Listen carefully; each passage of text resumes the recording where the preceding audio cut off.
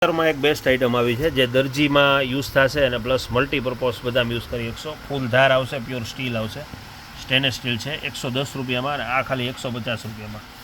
Heavy quality છે, heavy material છે જે અત્યારે દરજી લોકોનો ખૂબ જ ઉપયોગ કરે છે.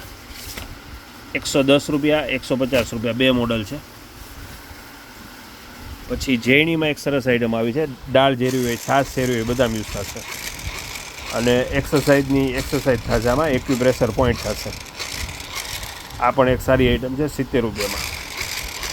દાળ જેરવી હોય, છાશ જેરવી હોય બધામાં યુઝ થશે.